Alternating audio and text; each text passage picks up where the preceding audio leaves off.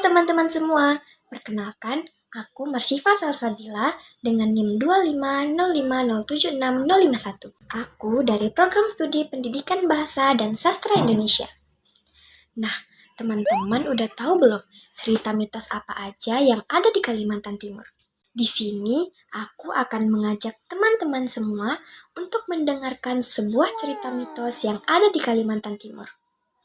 Tapi sebelum kita masuk ke ceritanya, aku mau jelasin dulu nih tentang apa sih cerita rakyat itu. Nah, dilansir dari pengayaan.com, cerita rakyat adalah kisah yang diwariskan secara lisan dari generasi ke generasi, mencerminkan tradisi, kepercayaan, dan nilai-nilai suatu bangsa. Sementara itu, menurut Sujiman 1986, cerita rakyat adalah kepercayaan, legenda, dan adat istiadat suatu bangsa yang sudah ada sejak lama dan diwariskan turun-temurun secara lisan dan tertulis. Nah, sekarang udah tahu kan cerita rakyat itu apa? Sekarang kalian pasti udah penasaran sama cerita mitos yang akan aku ceritain. Tapi, teman-teman tahu gak sih mitos itu apa?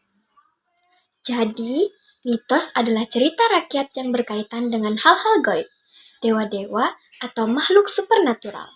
Mitos sering digunakan untuk menjelaskan asal-usul alam semesta, fenomena alam, atau kepercayaan agama.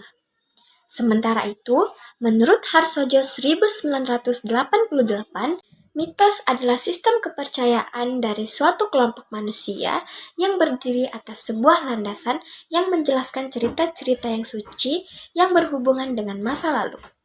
Nah, sekarang kalian penasaran gak? Kira-kira cerita mitos apa yang akan aku ceritain?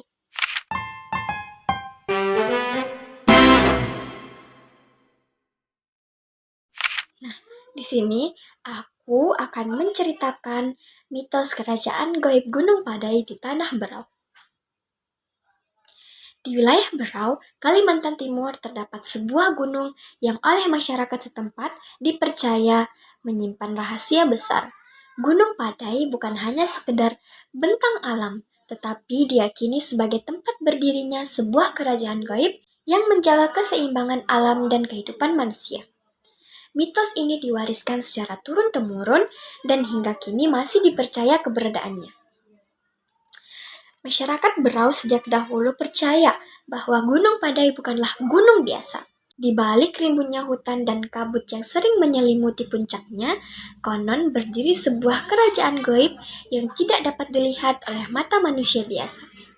Kerajaan tersebut dipimpin oleh raja dan permaisuri dari bangsa halus. Mereka hidup teratur layaknya manusia, memiliki istana megah, pasukan penjaga, serta aturan adat yang ketat. Kerajaan ini hanya menampakkan diri kepada orang-orang tertentu yang bersih hati dan tidak memiliki niat buruk. Menurut cerita para tetua, pernah ada seorang pemburu yang tersesat di hutan Gunung Padai. Tanpa sadar, ia memasuki wilayah kerajaan gaib. Ia melihat perkampungan yang ramai, sawah hijau membentang, dan bangunan besar berkilauan seperti istana. Ia disambut dengan ramah dan dipersilakan beristirahat. Pemburu itu merasa hanya tinggal semalam.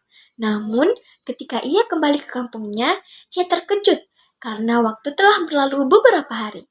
Sejak kejadian itu, masyarakat semakin yakin bahwa kerajaan gaib Gunung Padai benar-benar ada. Kerajaan gaib Gunung Padai dipercaya sebagai penjaga keseimbangan alam Berau.